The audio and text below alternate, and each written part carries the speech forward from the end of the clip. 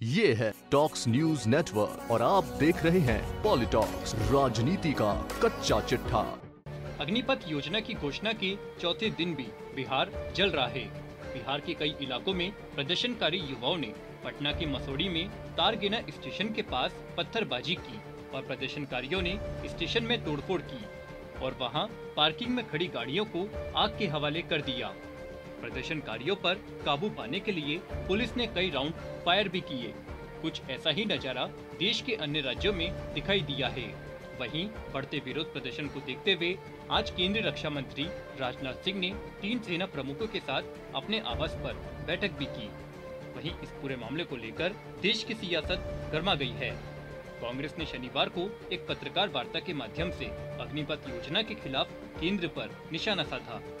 कांग्रेस ने कहा कि अग्निपथ योजना नोटबंदी जैसा फैसला है। प्रधानमंत्री जी बिना सोचे समझे नीतियां बनाकर लोगों के साथ खिलवाड़ कर रहे हैं।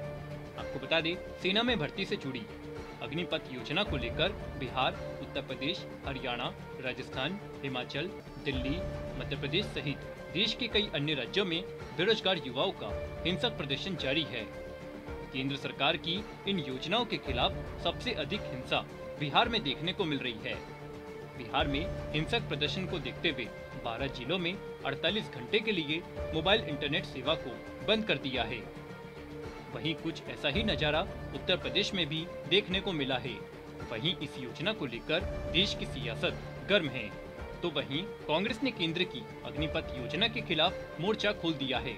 शनिवार को राज्यसभा सांसद प्रमोद तिवारी, राष्ट्रीय प्रवक्ता पवन खेड़ा और कन्हैया कुमार ने पत्रकार वार्ता के दौरान जमकर केंद्र सरकार पर निशाना साधा। प्रमोद तिवारी ने कहा कि अग्निपथ योजना को no rank no pension only tension बिना डायरेक्शन है। आपने 700 किसानों की शहादत के बाद कृषि कानूनों को वापस लिया था। यहाँ कितने नौजवानों को शहीद करवाने का इरादा है। इस योजना को तत्काल रूप से वापस लीजिए। प्रमोद तिवारी ने कहा कि आज युवा सड़कों पर निकल पड़े हैं और उन्हें नहीं मालूम कि उनका भविष्य क्या है। उनके माँ बाप उन्हें बेबस होकर देख रहे हैं।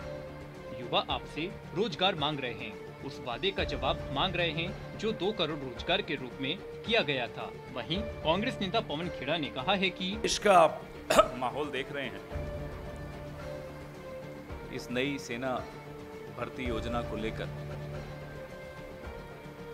कारण इस योजना को लाने का बताया जा रहा है कि आर्थिक कारण।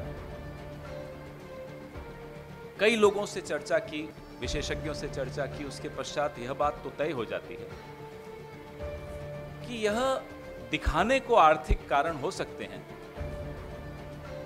असल में जो नीयत है वो कुछ और है। क्या है वो नीयत? कि आप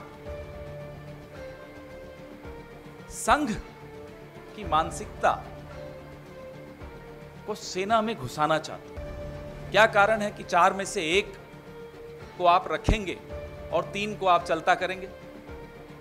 कोई कारण होगा। नंबर 1। नंबर 2, आप समाज का सैन्यकरण कर रहे हैं।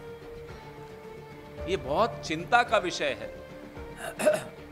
55,000 सैनिक हमारे हर साल सेवानिवृत्त हो जाते हैं। बहुत अच्छी तरह प्रशिक्षित होते हैं, काबिल होते हैं। अभी उनका काफी वक्त बचा होता है जिसमें वो कुछ योगदान दे सकें।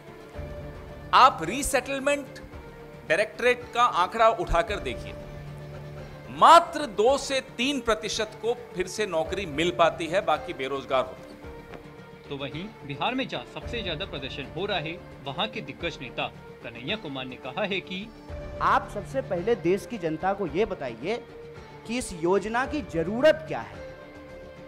हर साल जब 50,000 से ज्यादा भर्तियां और नियमित भर्तियां, जिसमें टीए भी है, डीए भी है, पेंशन भी है, सेंट्रल स्कूल में एडमिशन का भी प्रावधान है, रेलवे का भी टिकट मिलेगा, हवाई जहाज का भी टिकट मिलेगा, और अगर सर्वोच्च बलिदान आप देते हैं, आपको शहादत होती है, तो आपके परिवार का भी ख्याल रखा जाएगा। पीएमओ ने अभी ट्वीट किया कि हम 10 लाख रोजगार देंगे। साहब, अगर आप रोजगार देने के लिए सीरियस होते, 28 लाख पोस्ट जो हैं वो सिर्फ सेंट्रल गवर्नमेंट में रिक्त पड़ा हुआ है। और आप स्टेट गवर्नमेंट में जाकर के देख लीजिए, भर्तियां नहीं की जा रही हैं। हकीकत क्या है?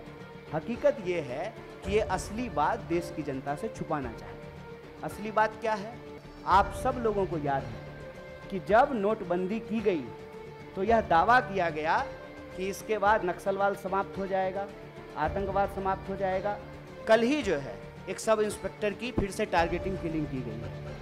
नक्सलवाद की घटनाएं हो रही हैं, आतंकवादी घटनाएं लगातार हो रही हैं। अगर नोटबंदी करने के बाद आतंकवाद समाप्त हो जाता तो पुलवामा की घटना कौन करके गया है?